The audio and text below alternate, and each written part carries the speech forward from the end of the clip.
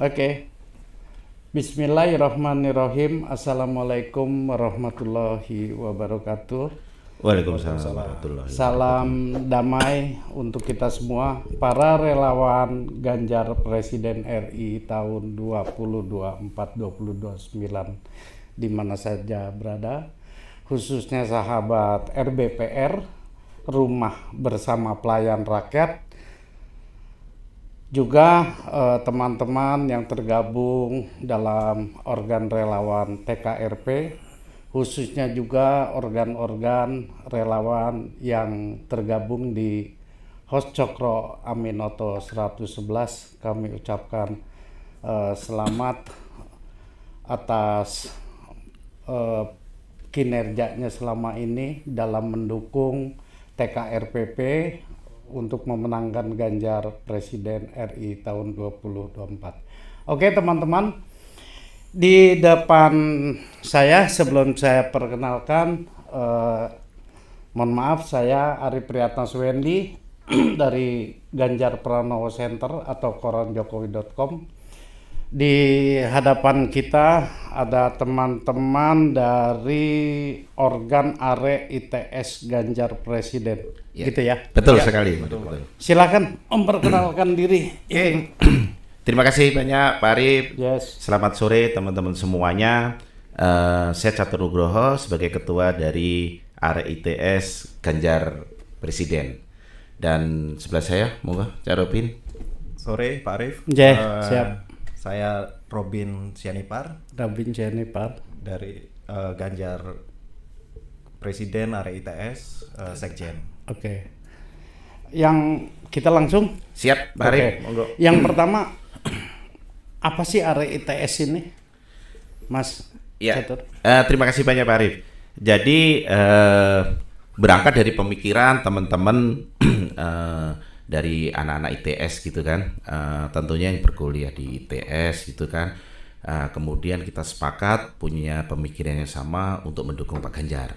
Nah, mengenai ITS ini adalah sebagai ARE ITS ini artinya embrionya ini kita ciptakan berawal dari teman-teman itu baik alumni maupun mahasiswa. Artinya anak-anak yang berkuliah di ITS pada saat itu gitu. Termasuk yang masih aktif. Termasuk yang masih aktif, karena kita nggak nyebut alumni, ARE gitu kan gitu. Iya. Nah, itu yang kita punya sepemahaman bahwa kita ingin menjadikan Pak Ganjar presiden, intinya seperti itu. Terus kemudian kita berkembang, ya anggotanya ya monggo siapa saja yang memiliki satu platform yang sama untuk menjadikan Pak Ganjar sebagai presiden. Gitu. Mulai kapan ARE ITS? Kita mulai deklarasi pertama itu bulan Mei. Bulan Mei 2024 ya kita deklarasikan. Terus kemudian pada saat deklarasi kita juga sempat menghadirkan Pak Ganjar pada saat itu. Oh ya, pas momentumnya pas kita di Senayan pada saat itu kita deklarasikan ini adalah keberadaan kami, wadah bagi teman-teman ITS, bahkan teman-teman alumni atau siapapun yang punya memiliki pandangan dan pemikiran setalangkah yang sama untuk menjadikan Pak Ganjar presiden gitu. Oke. Di ITS ini kalau di kita ada fakultas atau jurusan apa aja? Kalau di ITS saat ini ada beberapa fakultas, itu ada MIPA, terus kemudian ada fakultas teknik. Teknik itu ada teknik perkapalan, teknik industri, kemudian informatika, fakultas teknologi ya, teknologi kelautan, terus kemudian ada beberapa politeknik yang juga berada waktu itu di bawah ITS. Oke. Dan Kalau yang Iya, monggo.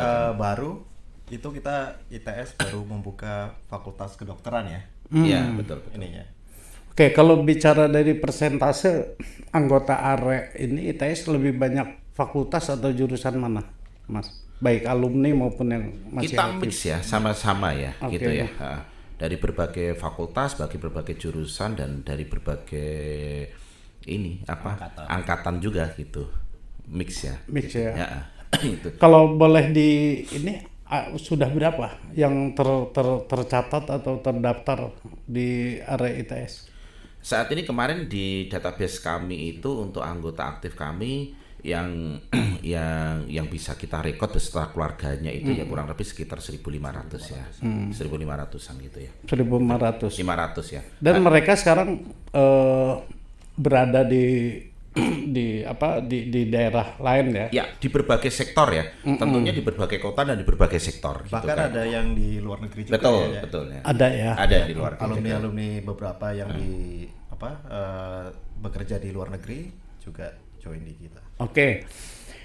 Nah, lalu apa sih motivasi dari AITS GP ya, Ganjar Pranowo untuk kemudian bergabung di TKRPP di Ponegoro 72, Mas? Ya, yang pertama ketika kami ingin bergabung itu artinya kami ingin bersinergi dan berkolaborasi dengan beberapa teman-teman relawan yang lainnya gitu kan. Artinya bahwa AITS GP yang sepakat dan dengan penuh semangat mendukung Pak Ganjar ini kan tidak bisa berdiri sendiri atau berjalan sendirian gitu kan. Kita harus bersatu padu, kemudian kita bergandengan tangan, kemudian kita bisa sinergi dan bisa berkolaborasi. Karena tentunya kami juga menyadari bahwa untuk mengerjakan Pilpres ini kan butuh kekuatan dan kemampuan yang sangat besar. Dan kami juga tidak akan bisa menggarap seluruh lapisan masyarakat seperti itu. Makanya kami juga harus bergabung dan berkolaborasi dengan beberapa organ-organ yang lain, terus dengan wadah-wadah yang lain gitu loh. Artinya biar ada sinergisitas gerakan dalam mendukung Pak Ganjar. Oke. Gitu. Tadi ada data kurang lebih 1.500 ya? 1.500. Apa? 1.500. 1.500 ya. Ini yang udah pasti akan mendukung Pak Pak Ganjar. Ganjar, ya, gitu. Berarti mudah-mudahan dicatat nih oleh teman-teman di Siap. TKRPP, Ya. ya kan? Mudah-mudahan. AITS akan jumbang kurang lebih 1.000 sekian suara. Artinya Itu minimal itu, Pak. Minimal kan? Karena Iya kan- dong, kali 2 kan? Ya kali 2 Kan ini bisa kan kali juga- 4 kayak gitu. Oke lah. Ini kan juga podcast pertama kita ya, Iya. baru online. Mudah-mudahan diharapkan kita bisa lebih masif lagi melalui channel yang disediakan oleh TKRPP. Oke. Dan harapannya semua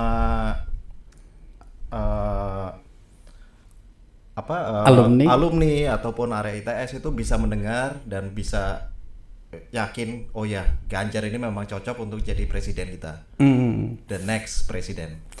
Pernah ini dibuat di internal di kampus? Karena kan ada beberapa anggota yang masih aktif, Bang. Gimana?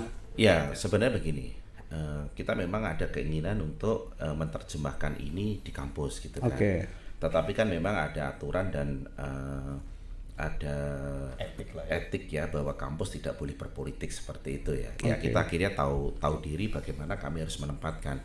Karena kalau misalkan itu kami lakukan nanti malah side efeknya bisa ke Pak Ganjar, artinya kan seperti itu. Makanya kita menempuh cara-cara yang elegan seperti itu. Dan yang kedua kami juga tahu bahwa beberapa teman-teman terutama yang alumni udah lulus ini kan banyak tersebar di berbagai sektor dan berbagai bidang. Artinya bahwa ketika teman-teman ini mensupport tapi posisinya misalkan contoh ada di ASN segala macam kami juga paham kan kayak gitu. Nah, artinya kan tetap teman-teman itu punya pemikir yang sama tuh dengan spirit dan semangat yang sama, cuman langkah dan geraknya aja yang mungkin karena dibatasin ada sesuatu hal seperti itu. Oke. Ini logonya ya, Betul. AITS GP ya. Betul. Yang di bawah itu Ya. ada seharusnya ada AITS GP. GP. Iya, oke. Salam lah buat desainernya, keren. Oke, kita kembali lagi ya. Pastinya area-area ITS juga mengikuti bagaimana pentas politik dari 2000 zaman Pak Jokowi di Jakarta sampai 2014 beliau menjadi presiden, lanjut 2019 2024 sampai saat ini. Kalau boleh gitu loh. Kira-kira apa sih yang dievaluasi atau menjadi catatan dari area-area ini, kinerja apa yang belum maksimal? Oke. Dan atau ada kemungkinan untuk dimaksimalkan menjelang beliau akhir jabatan Oktober. Monggo, Mas. Oke. Saya dulu ya. Mungkin gini. Nanti Cak Robin bisa bantu nambahin. Artinya ini, ketika Pak Jokowi sudah 2 periode menjabat ini kan capaiannya sangat luar biasa. Pak Jokowi sudah menerapkan standar bagi seorang pemimpin di Indonesia dengan memberikan contoh yang sangat luar biasa. Oke. Nah, catatan-catatan, kemudian kekurangan-kekurangan dan lain sebagainya ini kalau tidak diteruskan oleh orang-orang yang benar-benar kredibel dan orang-orang yang mampu, ini akan terjadi kemunduran. Karena standarnya Pak Jokowi itu kan udah tinggi banget. Levelnya udah tinggi ketika memberikan keberhasilan seperti ini gitu. Ya memang di masa kepemimpinan Pak Jokowi bukan berarti ada kekurangannya, tetapi karena ada waktu yang hanya 2 periode ini tentu memang tidak cukup untuk membangun sebuah bangsa sebesar ini gitu. Dipotong COVID ya. Nah, makanya kami sepakat bahwa KS sepertinya bisa melanjutkan estafet ini adalah Pak Ganjar gitu loh. Karena dengan melihat beberapa keberhasilan, pola pikir, cara pikir, tindakan Pak Ganjar ini adalah seperti yang dilakukan oleh Pak Jokowi gitu. Kita bisa melihat kok keberhasilan Pak Ganjar di Jawa Tengah seperti apa gitu loh. Hasilnya seperti apa. Dan kami sangat yakin bahwa estafet ini akan bisa dibawa Pak Ganjar untuk kedepannya. Itu. Ya, dari 2 periode 2014 sampai saat ini kita lihat Pak Jokowi itu udah bikin standar seorang pemimpin negara ini di level yang paling tinggi. Oke. Kita bandingkan dengan beberapa presiden sebelumnya. Dengan pembangunan infrastruktur yang masif, dan memang itu yang dibutuhkan untuk negara menjadi maju. Kita ingat beberapa ratus tahun yang lalu Amerika juga melakukan hal yang sama dengan kereta api. Nah, dengan peninggalan legacy yang akan dilanjutkan next presiden, Pak Jokowi itu udah meninggalkan sesuatu yang bagus gitu ya. Baik itu terutama kalau kita lihat itu dari infrastruktur untuk internet yang sayangnya saat ini terbengkalai.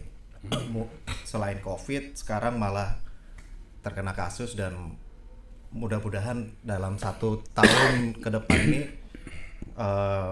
bisa kita tingkatkan pembangunan BTS sehingga yang nantinya akan menjadi penggerak ekonomi ke depan itu adalah ekonomi digital dengan infrastruktur yang sudah terbangun dengan benar, yang akan dilanjutkan oleh Menko Info yang sekarang ya, yang baru ditunjuk. Nah, satu lagi mungkin di situ mungkin yang lag-nya, dan itu pun bukan karena kekurangan oleh seorang Jokowi, bukan, tapi karena ada faktor X yang mengganggu. Di mana sebenarnya kita membutuhkan layanan kecepatan internet itu untuk bersaing di dunia global.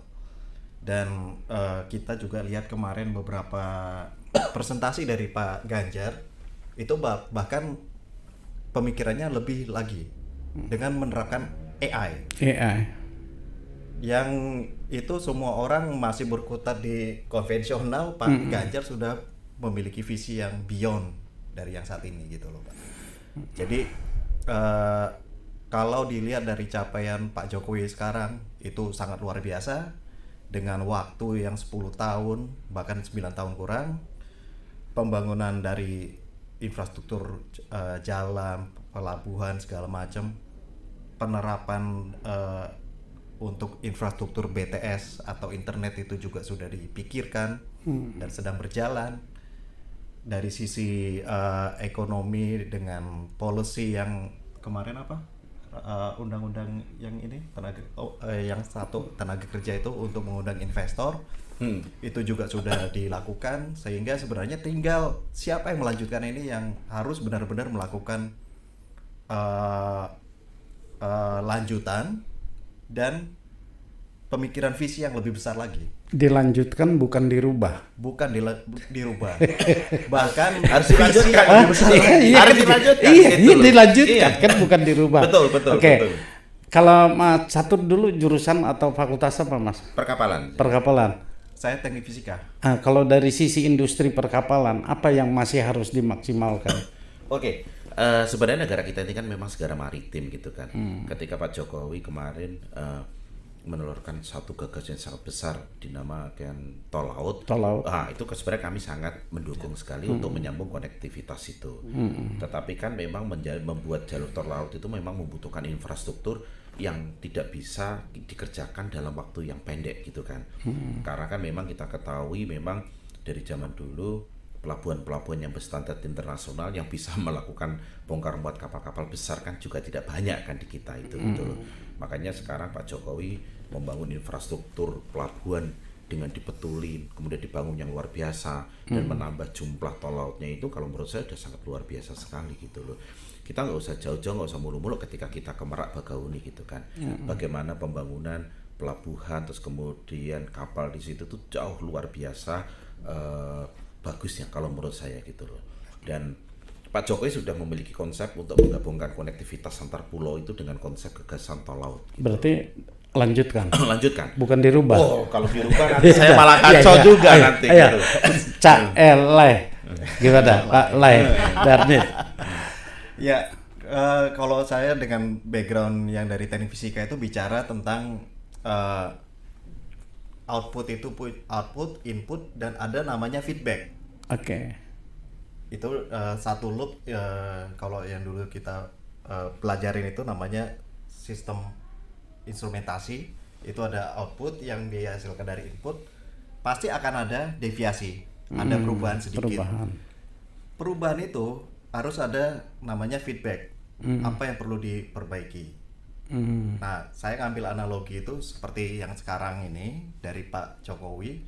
Nanti feedbacknya itu dari kita yang concern dengan next presiden ini siapa, kita kasih feedback ke Pak Ganjar, sehingga Indonesia itu bahkan kita nggak bisa bicara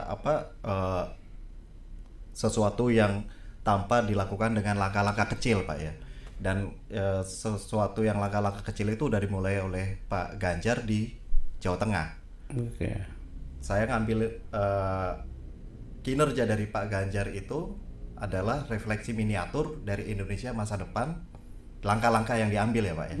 Mungkin kayak kemarin Pak Ganjar melakukan ada dialog langsung dengan masyarakat itu dengan aplikasinya langsung, sehingga beliau sendiri yang mengetahui apa permasalahan di bawah. Kalau yang sekarang mungkin Pak Jokowi sering belusukan, Pak Ganjar belusukannya secara digital gitu ya Pak. Oke. Nah. Jadi memang sesuai dengan zamannya gitu Pak.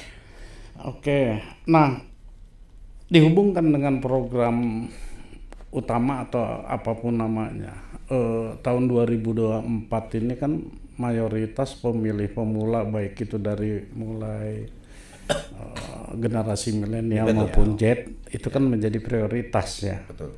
Nah, pandangan dari ITS ini ke Pak Ganjar, ke Pak Capres kita, langkah-langkah apa sih yang sebetulnya dimau oleh kelompok si pemilih pemula ataupun generasi yang tadi itu, Mas Catur?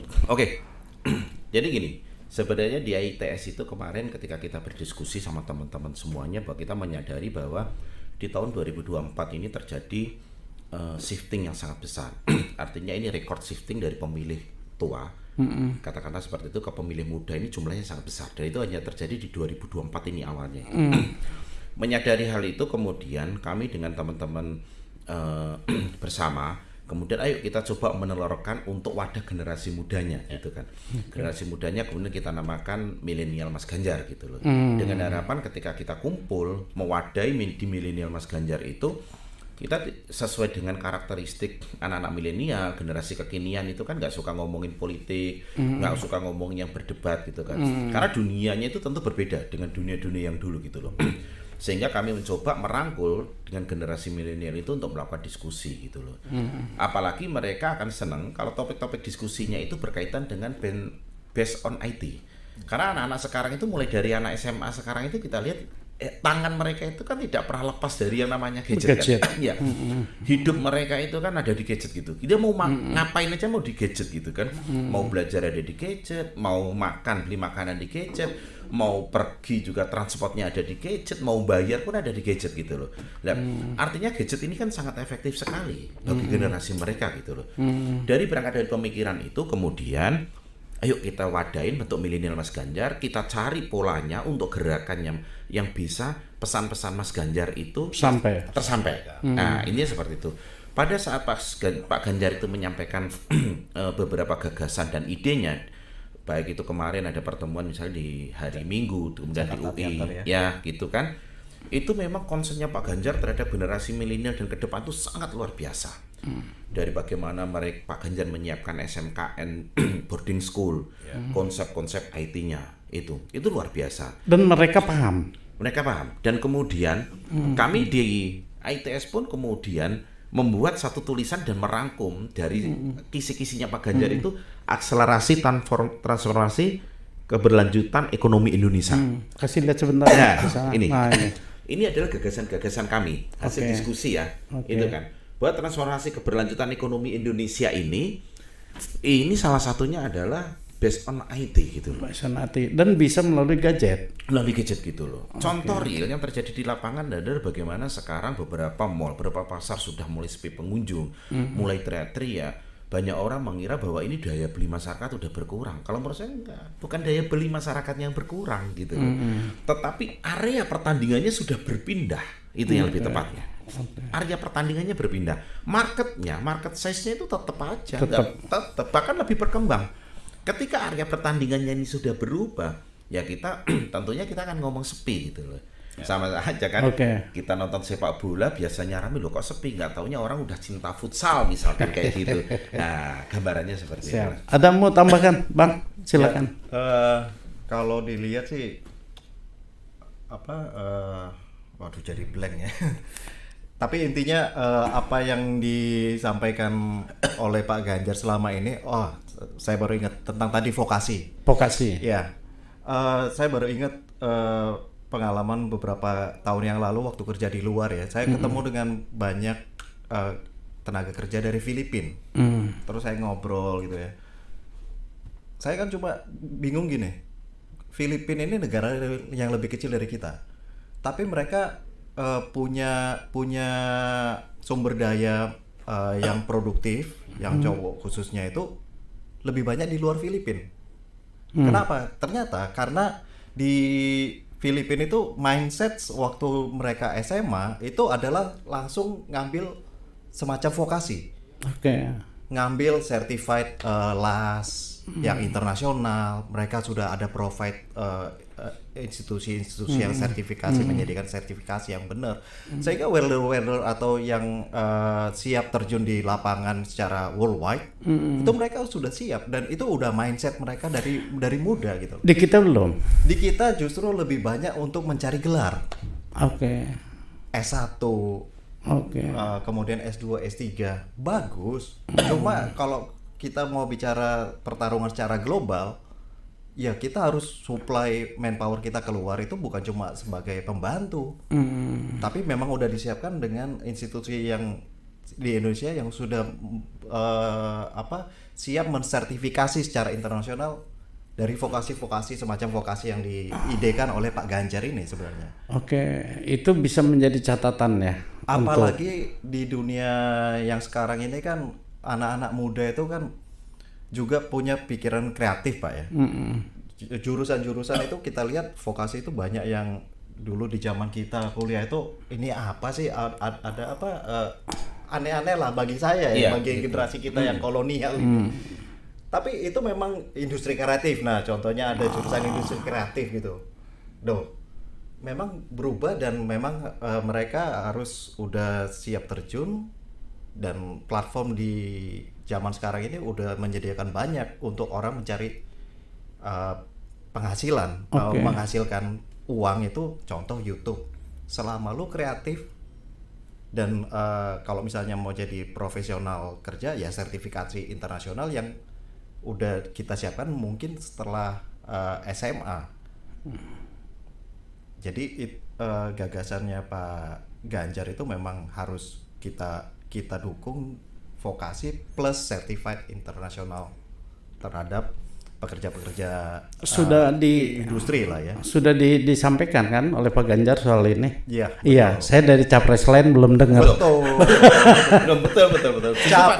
Capres lain masih bicara tentang makan gratis gitu. Maaf ya, kita bukan mengetawakan capres-capres lain. Saya mengetawakan kita sendiri.